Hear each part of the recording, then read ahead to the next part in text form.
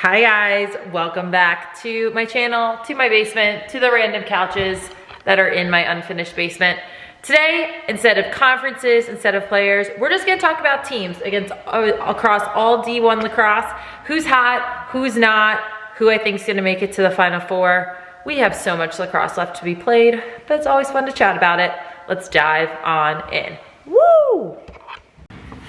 All right, so first of all, who's hot? Aside from Carolina and Syracuse, who are continuing to pretty much demolish every team in their path, some teams that I think are continuing to rise throughout the year and get better as the season goes on, which is a goal of any program really, are BC and Duke. I think those two teams in particular are continuing to just get better and better with each game. BC had a rough year last year. I believe they were 3-3 when the year closed due to COVID. Now they're flying high. Charlotte North is playing so electric.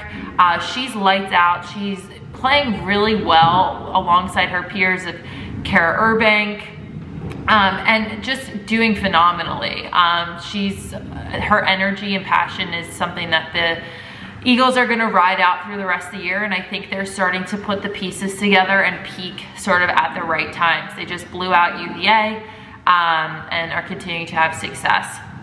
In similar fashion, Duke, they just blew out UVA as well this weekend. I think 17-8 on Friday. With Maddie Jenner at the center circle, they're getting more possessions than ever before. It's almost make it take it for them. And with more possessions comes more opportunity to put the ball in the back of the net, and that's exactly what they're doing. They're a team that really trusts the system, trusts the process. They really love playing for each other, and you can tell that by watching them. And I think they're slowly starting to put those pieces together on the offensive end. I think another team that's, really starting to come together and, again, starting to peak at the right time,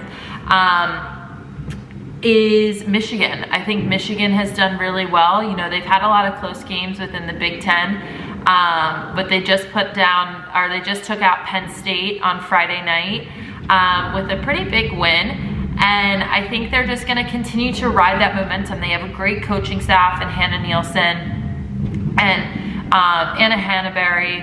And I think they're just going to really ride this out and see how far they can go. They love to compete. They love to play. And I think they're starting to gel at the right time too, which is always good. So I think those three teams in particular are looking really, really good right now. Michigan, BC, Duke.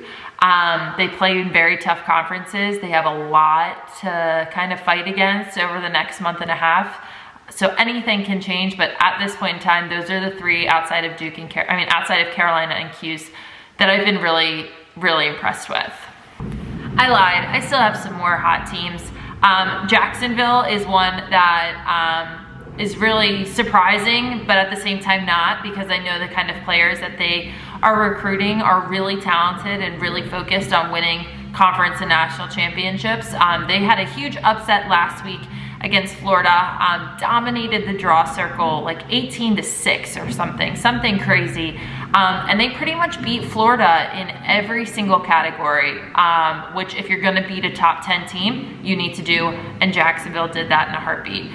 Another top team, Northwestern. They're super hot right now. Izzy Skane just scored 10 goals against Rutgers.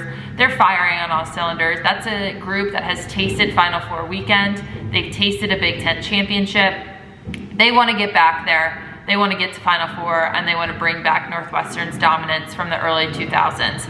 And I think with this group, that is very, very possible. They're firing on all cylinders, trusting the process, trusting their coaches. Look like it's so easy, but also so fun, and that's when you have probably the most dangerous teams come together. As far as who's not hot, I think it's a different year. I think Virginia is having a tough time right now. They had a big loss to BC. They had a big loss to Duke on Friday night. They're playing them again tomorrow, Sunday, so obviously today's Saturday when I'm filming this.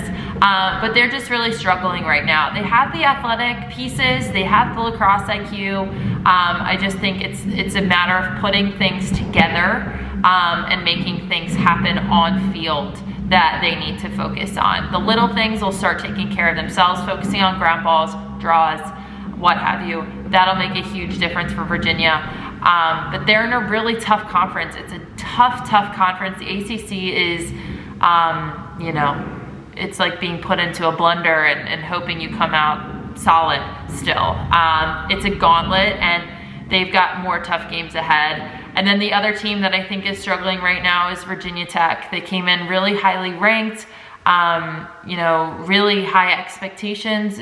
Their coach had really turned the program around from years past, but they lost to Carolina by 21 goals. Granted, a lot of their players were out with COVID.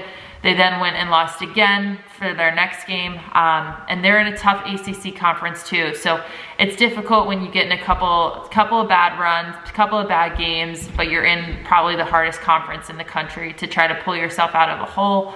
But you know, anything's possible. I think, again, similar to Virginia, for Virginia Tech, it's just about putting together those little pieces. They have a great goalie in Angie Benson, giving her the shots that she wants to see on the defensive end, and then putting the ball away on the offensive end and taking care of the draw and ground balls in between. They can do all those things. I think they will get off the not list and start getting hot again. Alrighty guys, well that's sort of my hot or not. If you guys want to see my top 10 or some of the top players from this past week, please make sure you check out Taylor's Takes for US Lacrosse Magazine. I've been writing articles for them. It's been super fun, keeps me engaged, but I also get to watch some really awesome lacrosse. So comment with your hot or not list, and I will see you next week. Bye.